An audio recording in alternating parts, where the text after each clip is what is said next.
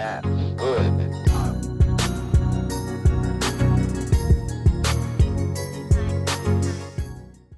Salut tout le monde. Alors récemment, j'ai fait une vidéo dans laquelle je prenais appui sur les tendances un petit peu toxiques dans le domaine du commentaire politique sur Internet pour vous parler de la question des affects chez Spinoza, en particulier de la haine. Et suite à ça, j'ai eu quelques commentaires qui m'opposaient différentes critiques. Il y en avait qui disaient que la haine, ça pouvait être un moteur, et d'autres, et ça peut aller ensemble, qui disaient en gros que mon analyse n'était pas assez matérialiste, autrement dit pas assez marxiste. Et je trouvais que c'était intéressant de s'attarder un peu là-dessus aujourd'hui, et ce pour plusieurs raisons. La première, c'est que d'abord, ça je l'ai déjà évoqué dans des vidéos passées, mais il faut être un petit peu rigoureux quand on parle de matérialisme et d'idéalisme. Dans le débat actuel sur la sphère politique francophone Internet, c'est-à-dire YouTube, Twitch, Twitter, etc., c'est quasiment devenu juste une forme d'attaque presque ad hominem de dire à quelqu'un qu'il est idéaliste ou qu'il n'est pas matérialiste. C'est presque une façon de dire, moi je parle du réel et pas toi. Déjà, on va parler un petit peu de ce sujet, et par ailleurs, je voulais aussi revenir sur la question des affects, à quel point ils peuvent être utiles, exploitable, défendable du point de vue politique, et en particulier pour défendre telle ou telle cause. La question qui se pose, elle est double. Est-ce que la haine peut être un vecteur de progrès social, et est-ce que c'est la meilleure arme qu'on ait à notre disposition? Donc on va voir un peu ces deux choses-là dans un épisode qui sera sans doute un peu plus court et avec un peu moins de citations que d'habitude, mais ça me semblait intéressant de revenir un peu sur ces sujets et ces commentaires, parce que la dernière fois que j'avais fait ça, c'était après ma vidéo sur Rochdy et Baptiste Marchais, il me semble, et j'étais un peu sceptique sur le format, mais plusieurs personnes en commentaire m'ont dit qu'au contraire, c'était pas forcément inutile de faire ça, et que ça pouvait permettre de clarifier des choses. Donc voilà, c'est ça qu'on va faire aujourd'hui, et du coup, ce qu'on va commencer par aborder, c'est la question du matérialisme et du marxisme, puisque donc j'ai eu ce commentaire récemment, auquel j'ai répondu d'ailleurs par écrit, mais j'en ai d'autres un peu similaires. Donc j'ai eu ce commentaire que je vais vous lire tout de suite de N17, c'est son pseudo, qui me disait « Ça manque pas de Spinoza, mais putain que ça manque de matérialisme ».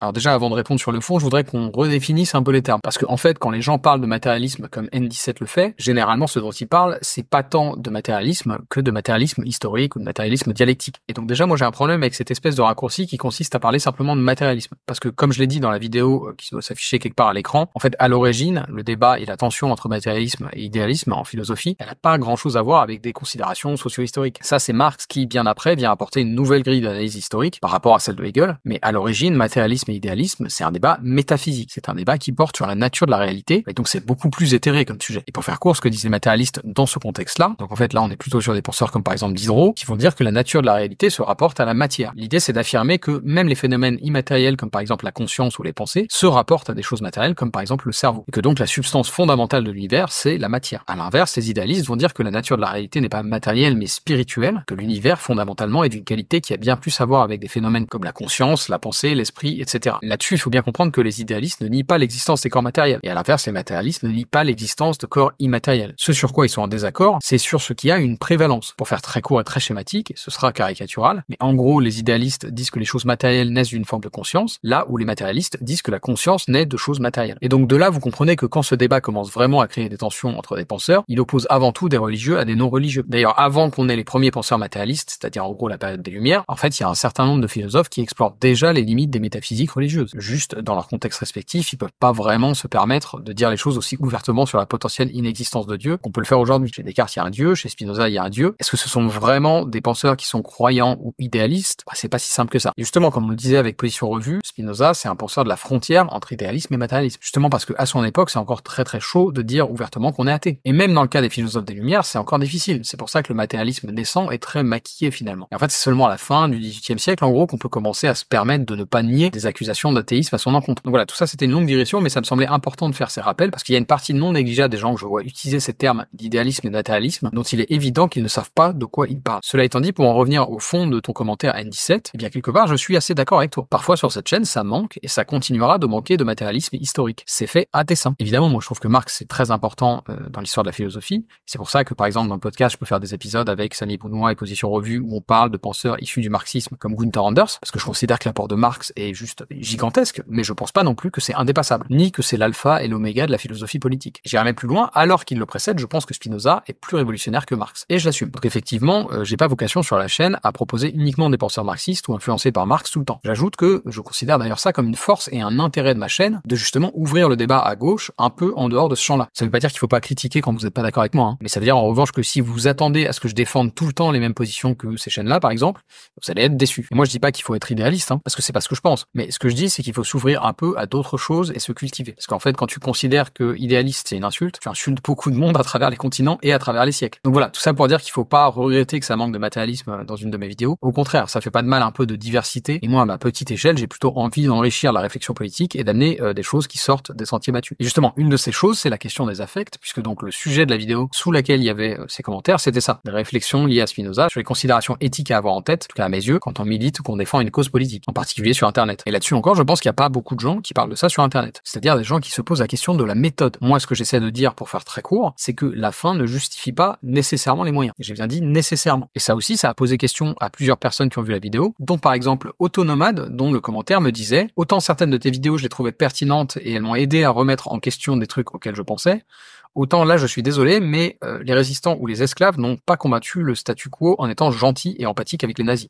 Ils ont même été un peu trop gentils vu qu'ils reviennent par la fenêtre quelques décennies plus tard, quelle surprise, après avoir accepté de montrer leur cache d'armes, après s'être laissé imposer que tous les hauts placés directement impliqués restent en place ou presque, coucou Papon et les pères fondateurs de l'Europe, Monet, Schumann pour les plus connus, etc. Alors évidemment que parfois on n'a pas le choix. Ce que je dis en m'appuyant sur Spinoza, c'est pas qu'il faut jamais prendre les armes. Et les exemples que tu cites, Autonomade, ils sont pertinents. Évidemment qu'on peut pas vaincre le Troisième Reich en faisant une grève de la faim. Donc oui, il y a certains cas où tu es obligé en fait de devenir violent. Le problème c'est qu'il y a aussi des cas où tu n'es pas obligé de le faire. Il y a eu des mouvements de contestation sociale ou de résistance non violente qui ont obtenu gain de cause. C'est d'ailleurs à ça que sert le droit de grève. Et donc comment on décide collectivement quand la cause qu'on défend justifie la violence ou pas? C'est une vraie question. On pourrait dire par exemple, si tu obtiens gain de cause, c'est que finalement la violence était utile, voire même justifiée. Mais encore une fois, le problème c'est que parfois on obtient gain de cause sans être violent. Un exemple qui est pas très connu et qui est cool, c'est celui de la grève des syndicats agricoles de Californie dans les années 60, au cours de laquelle ces travailleurs, donc qui bossaient en gros dans les vignobles californiens à la récolte du raisin, ces travailleurs donc ont organisé des mouvements sociaux pour obtenir de meilleurs salaires et de meilleures conditions de travail. Donc ils avaient une approche non violente et dans un premier temps ça n'a pas marché du tout. Mais petit à petit, en réunissant à la fois des mouvements étudiants, des assos caritatives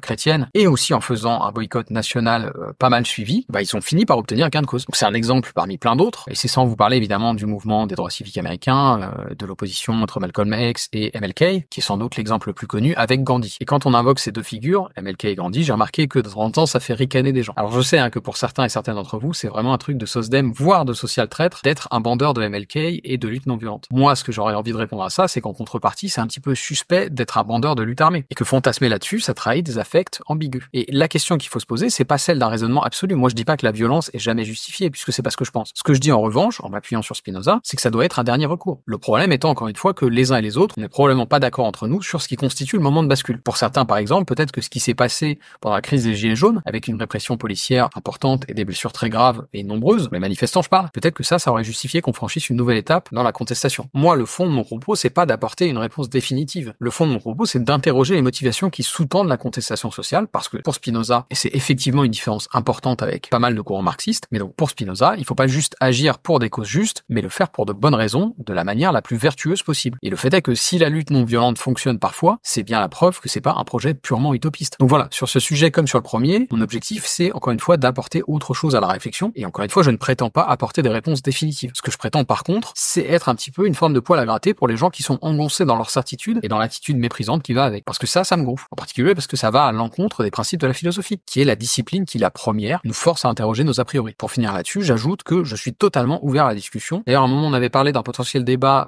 à ce sujet chez les streamers Titi et Juju. Donc c'est la chaîne Le Droit Tardé et la Gauchias. Donc voilà, peut-être que ça se fera. Ça fait un moment qu'on n'en a pas parlé, mais c'est pas du tout exclu. Bref, avant de conclure, je voulais vous lire un dernier commentaire parce que je pense qu'il est assez intéressant pour d'autres raisons. Alors il est un petit peu agressif, mais en vrai ça va, ça reste soft. Et justement, ce qui me semblait intéressant, c'est qu'en fait, ce commentaire montre un exemple concret de ce contre quoi Spinoza nous met en garde concernant les affects et en particulier concernant la haine. Alors j'ai pas retrouvé le commentaire sous la vidéo. Je sais pas si la personne l'a supprimé, mais j'avais encore la notification par mail. Donc c'est ça que vous voyez à l'écran. Et donc je vous lis ce commentaire de Visiorou. Quelle vidéo médiocre, quand tu feras le 10e de ce que font Dany et Raz, tu pourras nous dire comment ton amour est plus fort que leur mépris, mais de là où tu parles, c'est ridicule. Alors je pense qu'il y a des choses intéressantes à dire là-dessus. Implicitement, Visiorou quelque part nous dit la fin justifie les moyens. Il dit que vu que j'ai moins d'audience que Dany et Raz, ma critique est ridicule. Mais donc si j'avais une plus grande audience, j'imagine que là, tout d'un coup, ma critique serait valide. Alors déjà ça c'est discutable du point de vue de la logique et aussi du point de vue de l'éthique, mais surtout ce qui est manquant dans le raisonnement, c'est qu'en fait, même si j'adhère aux idées que j'expose dans la vidéo, c'est pas les miennes, c'est celles de Spinoza. Et là, du coup, l'argument tombe un peu à plat parce que ni moi, ni Dany Arras, ni le Raptor ou Papacito n'avons, pour reprendre les mots de Visiorou, fait le 10e de ce qu'a fait Spinoza. On parle d'un philosophe dont les écrits sont encore lus, étudiés et discutés presque 350 ans après sa mort. Est-ce que vous croyez que dans 350 ans, on parlera encore de Dany ou du Raptor? Ou de moi, hein? Ça me semble peu probable. Et donc l'angle mort du commentaire de Vigiorou, c'est que c'est pas parce qu'une chose est populaire qu'elle est vraie. Il y a des choses qui ont du succès ou qui ont eu du succès et qui pourtant étaient à l'évidence des mauvaises voix. Est-ce qu'il faut vraiment que je donne un exemple historique et que je fasse un point Godwin? Mais surtout, ce qui est un peu dommage avec ce commentaire, c'est que son auteur n'a pas vraiment eu de recul sur le fond de mon propos. La personne visiblement aime bien Dany Arraz, elle a vu que je critiquais Dany Arraz et donc elle me méprise. Or, c'est précisément ce contre quoi Spinoza nous met en garde dans les extraits que je cite. Ce que Spinoza nous dit dans l'éthique, en tout cas dans ces parties-là, c'est que la voie vers la liberté n'est pas, comme le pensent les stoïciens, de se départir de nos émotions, de nos affects, mais de comprendre que les affects ne se valent pas les uns les autres. Et donc, évidemment, tu peux tourner ça en dérision en disant que c'est ridicule et cliché quand je dis que l'amour c'est mieux que la haine. Mais en faisant ça, tu tombes précisément dans une attitude méprisante et tu te fais finalement que perpétuer un cercle vicieux. Et c'est la même chose pour moi, hein. Bon, ma première réaction en lisant son commentaire, vous vous doutez bien que ça n'a pas été de me dire que j'aimais cette personne. Mais une fois que j'ai pris 2 secondes pour y réfléchir, je me suis rendu compte que je pouvais tout à fait choisir de ne pas détester Vigiorou. Et de fait, je le déteste pas parce que, en fait, je le connais pas. Un commentaire YouTube ne définit pas une personne. Et si tu me laisses 2 secondes pour y réfléchir à tête reposée, bah oui, malgré son commentaire dédaigneux, je n'ai pas envie de souhaiter du mal à cette personne. C'est un de mes semblables, et à choisir, je préfère qu'il soit heureux plutôt que l'inverse. Et pour conclure, je voulais vous lire un extrait de l'éthique qui parle de ça, que je vous ai pas lu dans la vidéo précédente. Il s'agit de la proposition 43 et de sa démonstration. C'est dans la 3e partie de l'éthique, et ça parle précisément de ce que je viens d'évoquer. Je cite. Proposition 43. La haine est augmentée par une haine réciproque, et au contraire, elle peut être détruite par l'amour. Démonstration. Si quelqu'un imagine que celui qu'il est affecté pour lui de haine en retour, par là même en est une nouvelle haine, par la proposition 40, alors que la première dure encore, par hypothèse. Mais s'il imagine au contraire que cet autre est affecté d'amour pour lui, en tant qu'il imagine cela, il se considère lui-même avec joie, par la proposition 30, et il s'efforcera à proportion de lui plaire, par la proposition 29, c'est-à-dire par la proposition 41, qu'il s'efforce à proportion de ne l'avoir pas en haine et de ne l'affecter d'aucune tristesse. Oui, vraiment, cet effort sera plus ou moins grand à proportion de l'affect d'où il naît, par la proposition 37, et partant, s'il est plus grand que celui qui naît de la haine, et par lequel il s'efforce d'affecter de tristesse la chose qu'il est, par la proposition 26, il prévaudra sur lui et effacera la haine du cœur. CQFD.